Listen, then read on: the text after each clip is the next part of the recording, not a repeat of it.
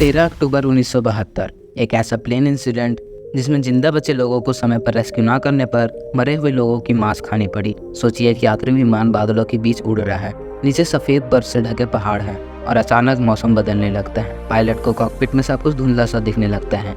क्या आप सोच सकते हैं कि एक ही पल में सब कुछ कैसे बदल सकता है? एक पल में आसमान से गिरते हुए बर्फीले पहाड़ों में खो जाना, मौत के करीब होते हुए भी जिंदा रहने की जद्दोजहद, ये एक ऐसी घटना है जिसे दुनिया कभी नहीं भूल सकती। और आप यकीन नहीं करोगे कि ये कहानी कैसे खत्म होती है। उरुग्वे की एक रग्बी टीम चिली के सैंटियागो में एक मैच खेलने के लिए तैयार थी। इस फ्लैट में सिर्फ खिलाड़ी ही नहीं, उनके कोच, परिवार और दोस्त भी थे। कुल मिलाकर 45 लोग इस प्लेन में सवार थे।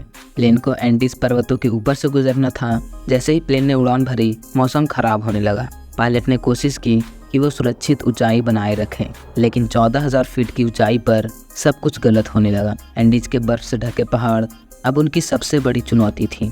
पायलट रास्ता भटक चुका था और अचानक एक जोरदार झटका हुआ। प्लेन एंडीज के एक चोटी से टकरा गया। टकराते ही प्लेन में आग लग गई और इस भयानक हादसे में 18 लोग मौके पर ही मारे गए। लेकिन जो 27 लोग बचे, उनके लिए असली संघर्ष अब शुरू हुआ था। एंडीज की बर्फीली पहाड़ियाँ जहाँ तापमान माइनस में था, किसी के पास भोजन नहीं था और न ही पीने का पानी था। बचने का कोई साधन नजर नहीं आ रहा था। इन बचे हुए लोगों ने इनमें जो कुछ भी बचा था उसे इकट्ठा किया। उन्होंने अपने पास मौजूद थोड़े से खाने को बांटकर खाने का फैसला किया। लेकिन बर्फीली हवाओं के बीच ये बहुत लंबे समय तक नहीं चलने वाला था। पानी की कमी को दूर करने के लिए उन्होंने प्लेन के मेटल के टुकड़ों से बर्फ पिघलाकर पानी इकट्ठा करना शुरू किया। फिर भी समय के साथ खाने का सामान खत्म होने लगा। भूख अब असहनीय हो चुकी थी।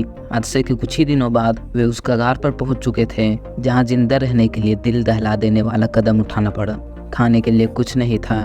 भूख से मरने के कगार पर पहुंचे इन लोगों ने अपने ही साथियों की लाशों को खाने का निर्णय लिया। ये फैसला आसान नहीं था, लेकिन उनके पास और कोई चारा भी नहीं था। जिंदा रहने के लिए उन्होंने इस भयानक कदम को उठाया। उधर सरकार ने बचाव अभियान भी शुरू कर दिया था। लेकिन एंडीज की बर्फीली पहाड़ियों में सफ़ेद रंग का प्लेन ढूंढना ऐसा था जैसे घास की ढेर में सुई। 10 दिनों की असफलता के बाद 11वें दिन बचाव अभियान बंद कर दिया गया। सरकार ने मान लिया था कि अब कोई जिंदा नहीं बचा होगा। लेकिन वहाँ 27 लोग में से 16 लोग अभी भी जिंदा थे और उनकी उम्मीदें टूट रही थी। घटनास्थल पर 60 दिन बीत चुके थे। जिंदा बचे लोग धीरे धीरे हार मानने लगे थे। लेकिन 2 खिलाड़ी, नैंडो पेरेडो और रॉबर्ट कैनेसा ने हार नहीं मानी। उन्होंने ठान लिया था कि वो बाहर निकलकर मदद लेंगे। कमजोर शरीर और साधनों की कमी के बावजूद वे बर्फीली पहाड़ियों को पार करते हुए मदद की तलाश में निकल पड़े। उनके पास बस एक ही उम्मीद थी, किसी तरह बस जिंदा रहना। 10 दिनों तक पैदल चलने के बाद वे चिली के एक गांव तक पहुंच गए। उन्होंने स्थानीय लोगों को हादसे के बारे में बताया और बचाव दल को बुलाया। आखिरकार 72 दिनों के बाद रेस्क्यू टीम ने उन 16 बचे लोगों को खोज निकाला। ये घटना दुनिया के लिए एक चमत्कार बन गई। 72 दिनों तक मौत से लड़ते हुए इन लोगों ने साबित कर दिया कि उम्मीद सबसे बड़ी ताकत है। इस हादसे पर बाद में कई किताबें भी लिखी गई और 1993 में इस पर एक हॉलीवुड फिल्म बनाई गई जिसका नाम अलाइव था। ये हादसा सिर्फ एक प्लेन क्रैश नहीं था, बल्कि ये इंसानी जज्बे और मजबूती की मिसाल बन गया। तो दोस्तों, अगर आपको ये वीडियो अच्छा लगा तो वीडियो को लाइक करके चैनल को सब्सक्राइब कर लेना।